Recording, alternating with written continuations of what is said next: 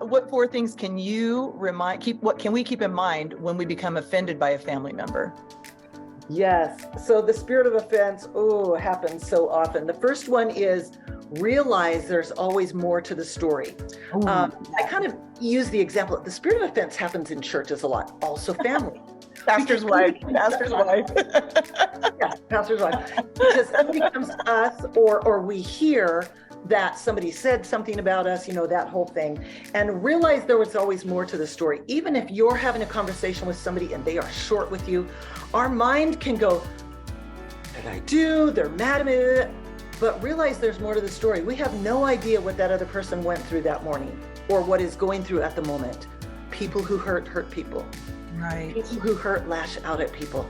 So realize there's more going on than just that interaction that's happening between the two of you. And then retain a sense of humor.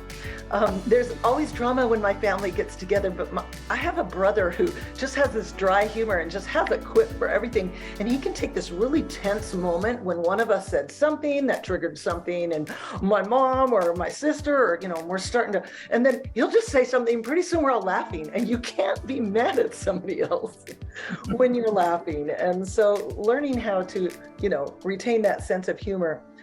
Refrain from acting impulsively. Many times when we are offended, we want to say what we feel. Our flesh wants to say the same thing. Bring back a situation. Well, you did that. This is inconsistent. You're the hypocrite. When we can stop and gather ourselves and even learn to say, I'm not in the right headspace to respond to this right now. I like that. Say that again. I'm not in the right headspace to respond to this right now.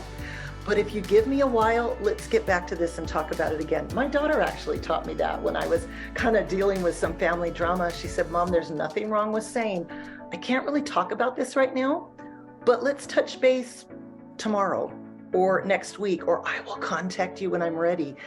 And wow, that lets the emotions cool, and it lets us, gives us time to pray about that and seek God's guidance for how to respond maturely instead of reacting emotionally. And